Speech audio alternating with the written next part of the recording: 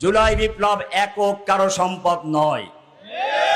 সাইদি সাহেব থেকে শুরু করে খালেদা জিয়াকে ঘর থেকে বের করে দেওয়া, বালুর ট্রাক দিয়ে আটকে রাখা, মামুনুর সাহেবদেরকে হেফাজতে জেলে নেওয়া, জসিমউদ্দিন রহমানীকে কারাগারে বন্দী করা, সাইদি সাহেবকে নির্যাতন করা, সব মিলিয়ে এই সাইদি সাহেব থেকে শুরু পর্যন্ত, আবু সাইদ হত্যা পর্যন্ত, এমনকি ওসমান হাদি পর্যন্ত জুলাই বিপ্লবের সকলেরই সমান অবদান আছে।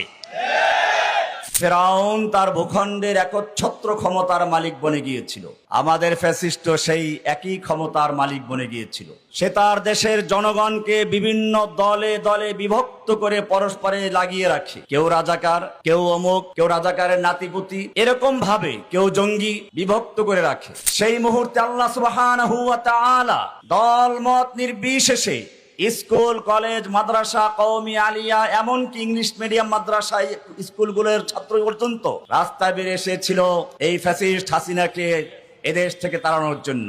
হোসাইন আহমদ মাদানী রাহমাতুল্লাহ আলাইহি ইংরেজদের বিরুদ্ধে এক জায়গায় ভাষণ দিতে গিয়ে বলেছিলেন, আমি শুনেছি এই সাদা কুকুরের দল ঘোষণা করেছে তাদের বিরুদ্ধে যে বক্তব্য দিবে তাকে গুলি করা হবে।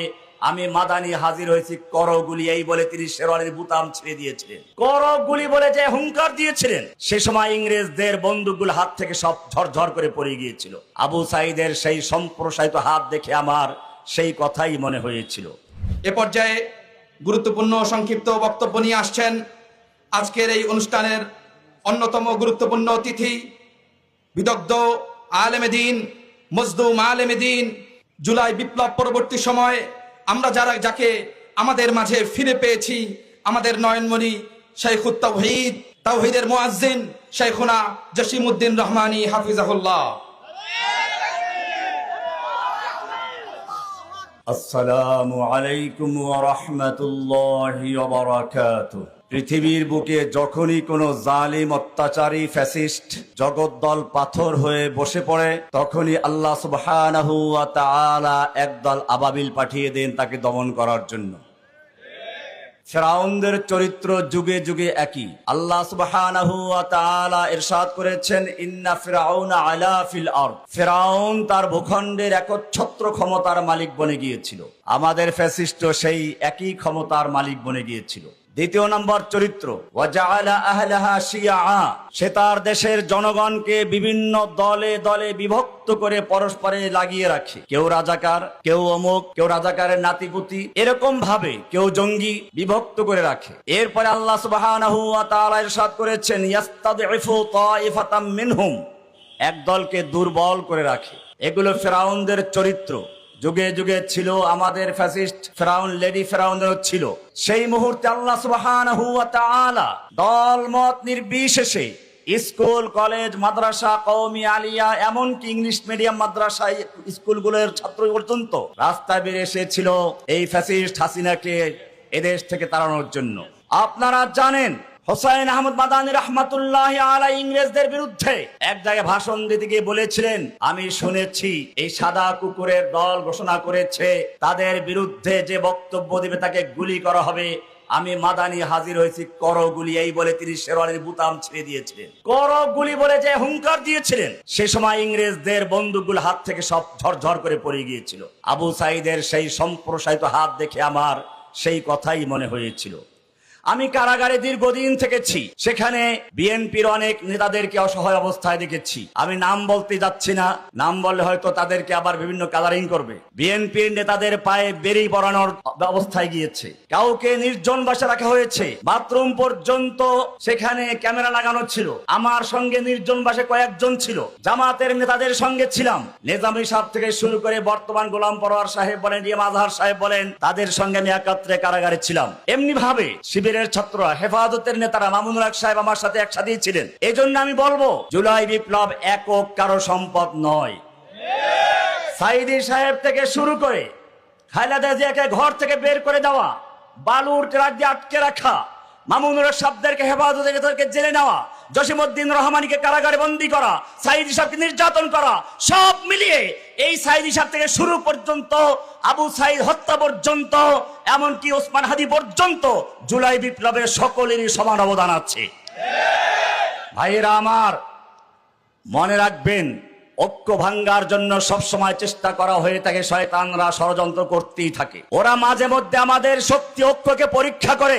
আল্লাহর নবী যখন হুদায়বিয়া পর্যন্ত পৌঁছে গিয়েছিলেন, ওসমান রাদিয়াল্লাহু তাআলা আনহু মক্কায় গেলেন তাদেরকে বুঝানোর জন্য উমরা করতে এসেছি। ওরা চিন্তা করলো এই তো মোক্ষম সুযোগ, মুহাম্মদ সাল্লাল্লাহু আলাইহি ওয়াসাল্লাম নিজে তার সঙ্গে 1400 সাহাবী আনসার মুহাজিরদের ক্রিমগুলো এগুলো হত্যা করতে পারলে আমাদের আর কোনো যুদ্ধ করতে হবে না, কিন্তু শক্তিও তো পরীক্ষা করা প্রয়োজন। একটু গুজব ছড়িয়ে দিই। গুজব ছড়িয়ে দিল ওসমানকে হত্যা করা হয়েছে, দেখি কি প্রতিক্রিয়া হয়। যদি কোনো শক্তিশালী প্রতিক্রিয়া না হয় তাহলে হামলা করব। আপনারা জানেন আল্লাহর নবীর তাবুতে যখন খবর পৌঁছে গেল ওসমানকে হত্যা করা হয়েছে, আল্লাহর নবী তাবুর থেকে বের হয়ে জোরে হাত দিয়ে নিয়ে আসহাবাস শাজারা, ওহে গাছের নিচে অবস্থানকারী সাহাবীরা চলে আসো, আমার ওসমানকে হত্যা করা হয়েছে। এই বলে তিনি হাত বিছিয়ে দিলেন আর বললেন আমার হাতে হাত থেকে বায়াত করো। ওসমান হত্যার বদলা নিতে গিয়ে হয়তো মক্কা বিজয় করে ছাড়বো, নতুবা সকলে শহীদ হবো, একটা লোক মদিনায় ফিরে যাব না। কে কে রাজি আছো? 1400 সাহাবায়ে কেরাম সকলেই পর্যায়ক্রমে আল্লাহর নবীর হাতে হাত থেকে বায়াত করলেন। শুধু একটা ছিল মুনাফিক পালিয়ে গেল, বাকি সবাই যখন বায়াত করলো আর কবিতা পড়তে লাগলো, নাহনুল্লাযীনা বায়াউ মুহাম্মাদা আলাল জিহাদে মা বাকিনা আবাদা।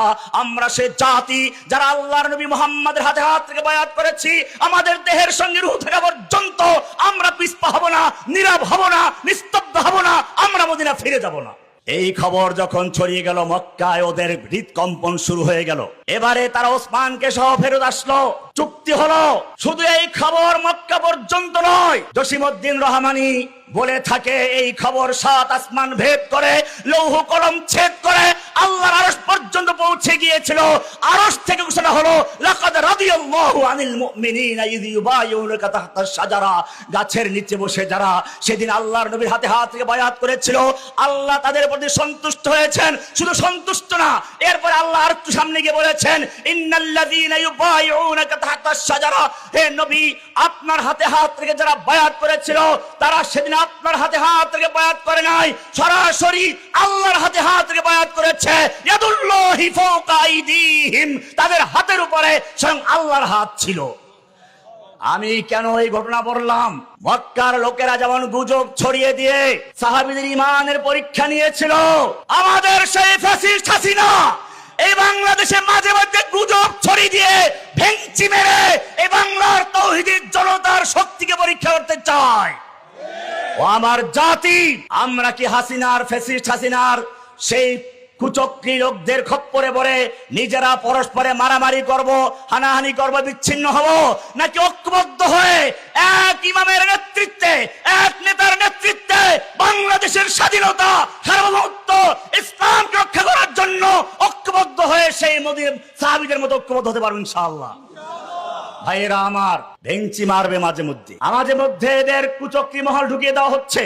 এই যে বর্তমানে কিছু গন্ডগোল হচ্ছে, এগুলো কারো জন্যই সুলক্ষণ নয়, কারো জন্যই সুলক্ষণ নয়। সেজন্য আমি বলবো কবি ইকবালের ভাষায়, मनफात एक है इस कौम की नुकसान भी एक ही सबका नबी दीन भी ईमान भी एक, हरमे पाक भी अल्लाह भी काबा भी एक, क्या बुरी बात थी होते जो मुसलमान भी एक।